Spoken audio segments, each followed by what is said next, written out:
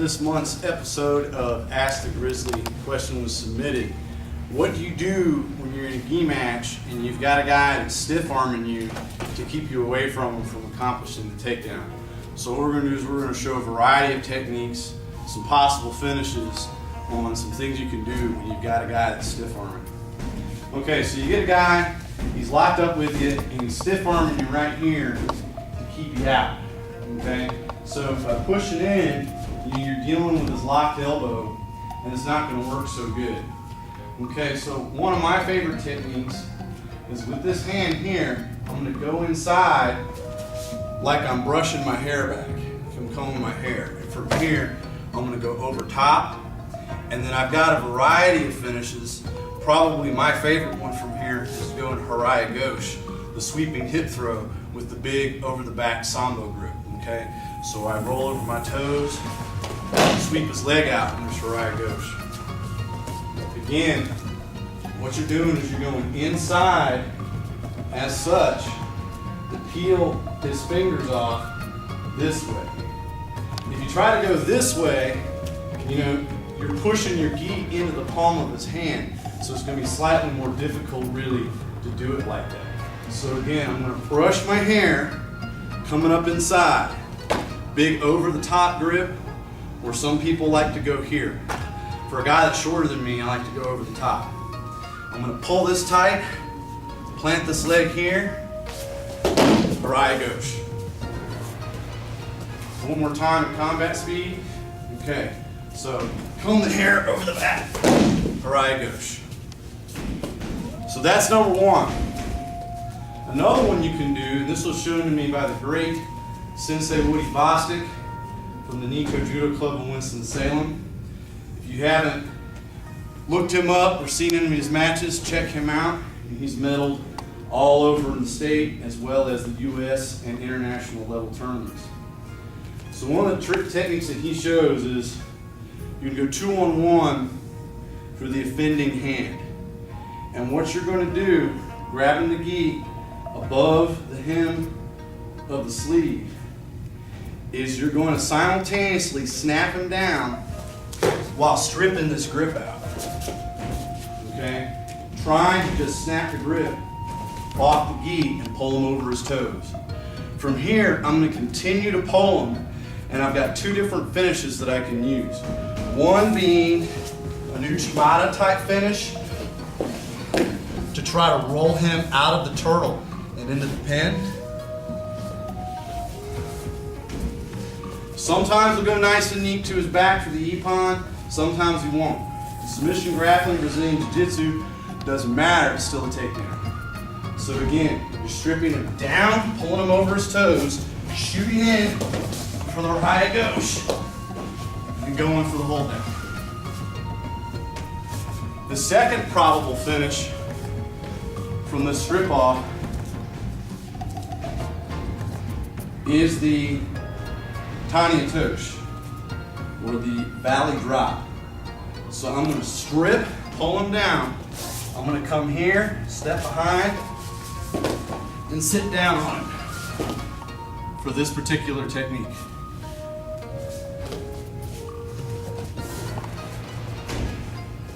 So I'm really stripping, stepping deep, and dragging. So I'm going to strip and step deep, hopefully behind his leg. This one comes here, just sit down and pick up the pin. From here, I can step over for top mount. And then finally is just the steering wheel method.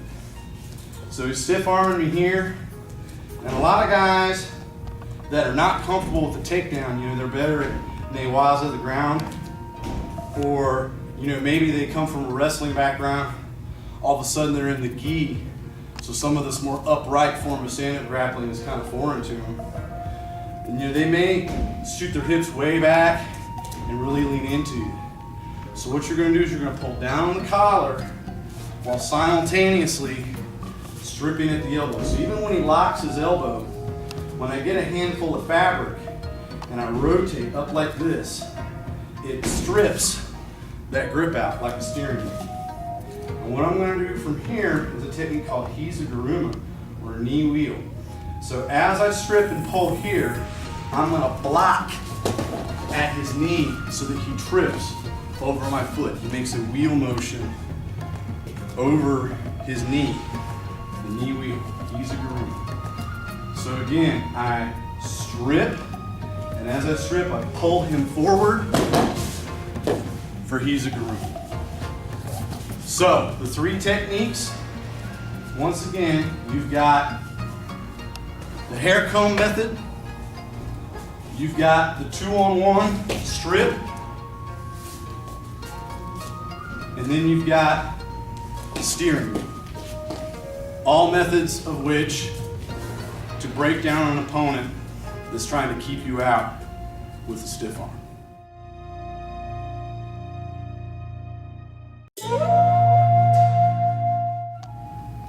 So a hot debate in the jiu-jitsu community at present is training exclusively gi versus training exclusively no gi. The old school Brazilian jiu-jitsu community, very strict about the use of the gi. Same with the judo community, where there is no no-gi judo, so it's all gi all the time. But with the dawn of modern MMA and a lot of wrestlers coming into the submission grappling game, the whole no-gi concept has actually gotten huge. As a matter of fact, the whole 10th Planet division of jiu-jitsu that's under Eddie Bravo really emphasizes the no-gi jiu-jitsu because it's their belief that that's what it's going to take to keep jiu-jitsu valid in the modern martial arts climate where MMA has kind of come to the forefront. And with MMA being all no-gi, they're developing more no-gi jiu-jitsu techniques which they focus on when they train. So, here at Team Grizzly Jiu-Jitsu, the way that we kind of divide it is that, if you want to make belt rank and go through the ranking system, be it for Brazilian Jiu-Jitsu or the American Combat Jiu-Jitsu style, you have to spend time in the gi because the belt is associated with the gi and techniques that go with the gi. However, people that prefer to train exclusively no-gi because their focus is MMA or they prefer the no-gi style of competition, they're still welcome to train here. I have students here that, we've had this school open now for 4 years, that have never put a gi on or hardly ever put a gi on because it's just not their focus and belt rank is not something that they really concern themselves with, and that's fine. Okay, so, but it is my philosophy that time should be spent training both because the techniques involved for the two different styles of competition, if you're used to training the gi all the time and all of a sudden you don't have those same handholds or those same weapon systems, you may feel a little disarmed. Whereas if you've only ever trained no-gi and now a person can grip onto you in funny places and there's all these submission holds that you've never trained for, you may feel a little overwhelmed. So just to kind of illustrate the point, we're going to just kind of go over some possible techniques in side control, basic techniques, where we can demonstrate some ways that gi and no-gi overlap and ways that they're different, okay? So, I have my partner Jeremy here. He's going to lay down, all right, in the side control position. And, so for example, some things that are very similar, obviously, gi versus no-gi, you're going to have your paintbrush, you're going to have your figure 4 arm bar, you're going to have your Americana, and you're going to have all your head and arm chokes. But some possible differences would be, say, the use of the lapel. Okay, so if we're struggling and my lapel comes loose, one of the things I can do is come over top of his neck here with my lapel, and I've got a garment choke as such. So in that case, and also being able to control him by biting down on his sleeve. From an S-mount position, very similar. So with no gi, I would have my Maynard choke, my slicer, my weird paintbrush Americana, figure 4 wrist lock, and of course, the old armbar. Some differences. I'm here in my S-mount position. So, say something I can do for gi is he's blocking my armbar. So I underhook his head and feed the gi to my other hand and cut away. And now I've got gi chokes. You know, and those are just some minor places to start. Okay? Another really good example, if he comes into my cradle, facing the camera please. You know, we're in cradle, is for no gi, you know, I'd have my rear naked, my rear chin lock, my compression cranks, I'd have my quarter Nelson Americana chokes, you know, and I could go for my arm bars. All things that can be done in gi versus no gi.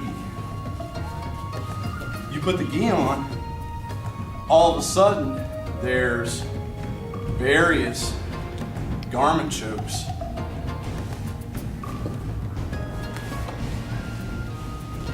that were not previously available. All kinds of danger points that if you've only ever trained no gi exclusively, that now you have to worry about and maybe completely unfamiliar with, get caught off guard by. So, however, if you come to rely on those chokes and now all of a sudden they're not there because the gi comes off, you've really got to be good with those fundamental basics. Another place where the difference between gi and no gi becomes especially apparent, in my opinion, is in the standing position. So with the gi, we're used to these handholds at the sleeve and the collar, so grappling range is much farther away. All of a sudden we don't have those weapons, and now we have to get much closer to get our collar ties. Now, when I have the sleeve to hold on to, keeping a hold of his arm is a lot easier. But without the gi, he can just whip his arm out like it's nothing, especially once it gets slick and sweaty. So if you're used to having the friction of the gi to stick the guy to your body or to hold on to, all of a sudden you're going to deal with the guy that if he wants to shuck out and get away, I don't have the handholds anymore to hold him. One of the places that I personally really notice this, especially me focusing mainly on gi, is that when I go through my Makikomi throw, my winding throw here, generally with the gi, it's not a problem because I have the fabric here and I have my fabric that sticks to his body to finish the technique. However, you get in a situation with him where you're going for the same throw and he's slick and sweaty. You go for this throw and all of a sudden you've lost this arm, he's on your back. So it's very important to spend time doing both. Now, one of the things that we've started working on is when I come here for the same throw, instead of gripping here, I actually grip here like Americana. And by doing this, or the Kimura trap, this is much harder for him to get away from. So I can still finish throws, but it's a different grip that's harder to get. So, point being is that if you prefer gi, if you prefer no gi, that's fine, no harm, no foul. Very important, especially if you're trying to be an all-around competitor, an all-around martial artist, and you really love grappling in all aspects of grappling. Spend time in both gi and no gi and get well versed in how the two are different.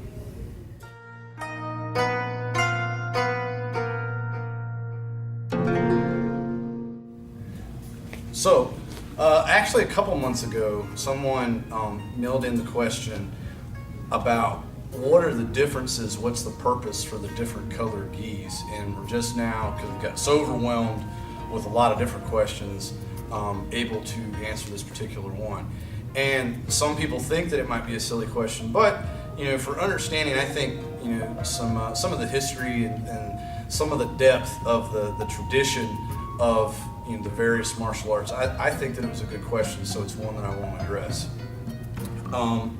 In terms of the Japanese martial arts, especially the old school Japanese martial arts, the first difference in the gi that you'll notice is that they have the white gis and then white gis with black pants. And this is especially true in traditional styles of Japanese jiu-jitsu and also karate. The main difference being is that the all white is the Kyu grades, or the student grades. That's your brown belts and below. The Dan grades, first black and above, wear the black pants so that they're easily identifiable, especially in larger classes, of the Kyu versus the Dan grades, or Mundashi, which is the student class, versus the Yundashi, which is the instructor class.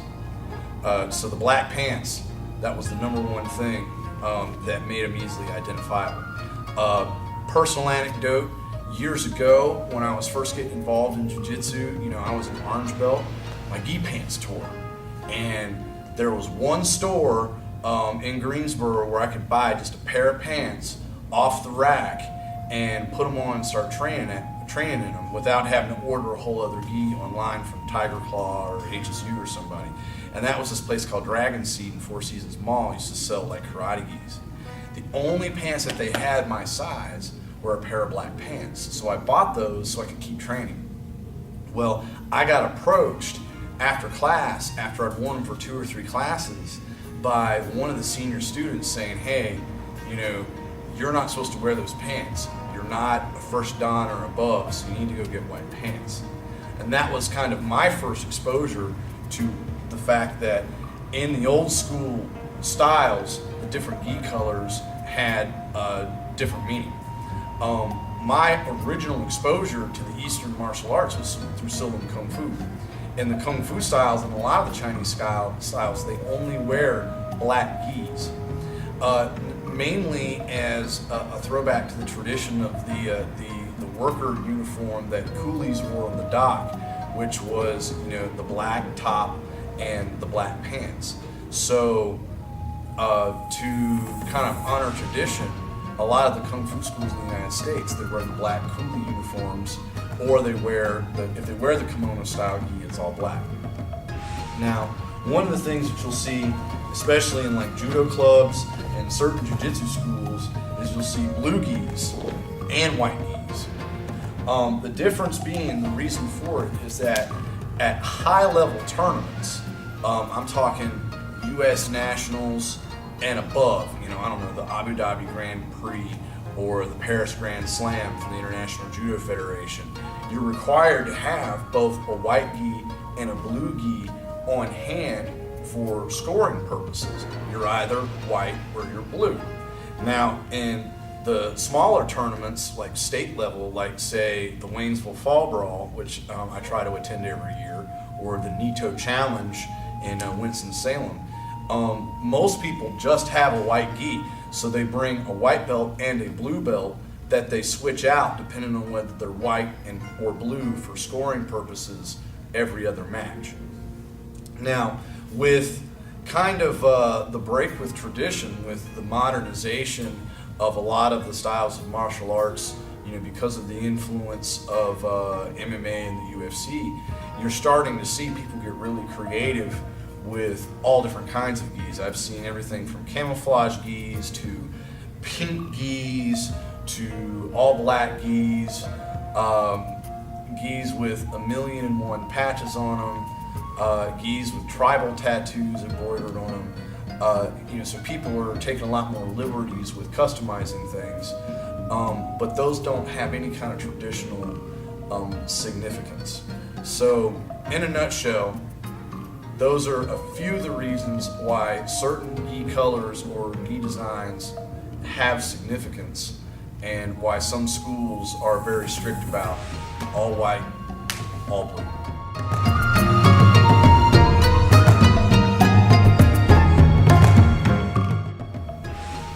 Hot topic of discussion amongst a lot of my students and the guys at my gym is the use of supplements and vitamins and things for training. And I have been asked, because of my background as a drill sergeant in the Army and because of my background in physical therapy, what my opinion of the various supplements are.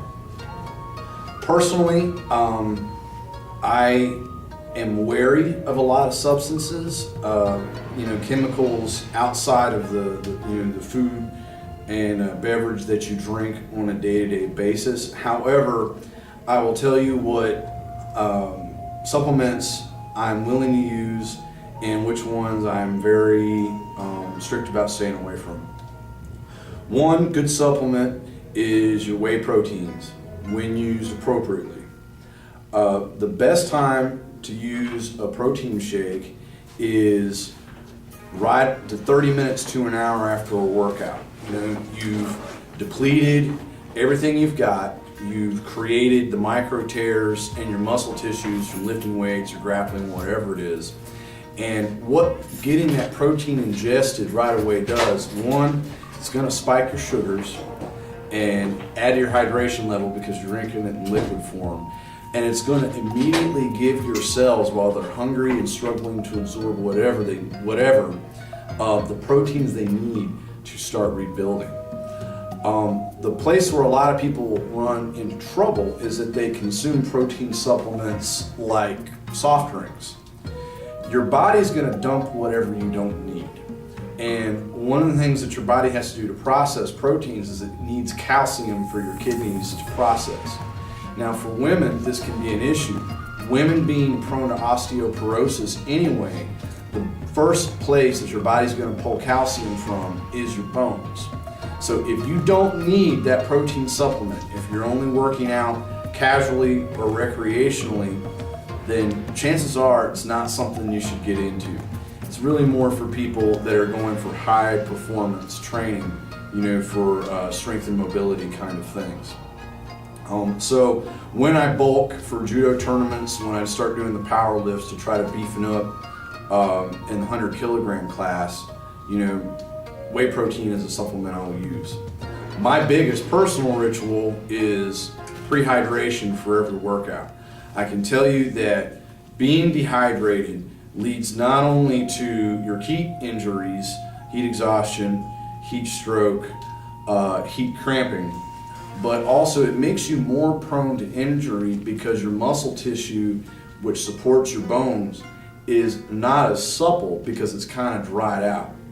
Real important for high performance workouts. Try to get down, 2 quarts of water throughout the day. It doesn't have to be all at once, and it doesn't have to be pure water. One of the things I like to do is put a little lemon juice to get that vitamin C spike, and I notice that I'm able to consume the water a little bit faster just because it's got some natural taste to it. A supplement that I prefer to stay away from is creatine. Creatine is a substance that your body produces naturally, and it's kind of like a natural painkiller. People that do not use creatine the way that it's meant to, or they use it to excess, because they're putting a painkiller in their body that's kind of preventing them from knowing, when they're kind of at their limit in terms of needing a recovery day from weight training or whatever, they will injure themselves. They will overdo it, they'll strain something, tear something. I've seen people hurt themselves so bad because they were using creatine irresponsibly that the heaviest thing they were able to lift for 6 weeks was a fork. So be especially careful with things like that. I'm a big fan of your omega-3s and 6s, good high density lipids to kind of get rid of your bad cholesterol. You can get them in your fish oils, the little capsule form. I think it's good just to eat a lot of raw nuts as part of your regular diet. Anything that you can do natural as a part of your regular diet, probably better than putting a laboratory engineered chemical into your system. But main thing, pre-hydrate, and as the maestro Renato Laranja says, eat your fruits and vegetables with a little bit of spice. Someday you get your black belt. Anytime you're using a lot of protein, you need that roughage, you need that fiber from your high grade greens like your broccolis and your kale and your romaine lettuces to push those protein supplements through once they're done for digestive health.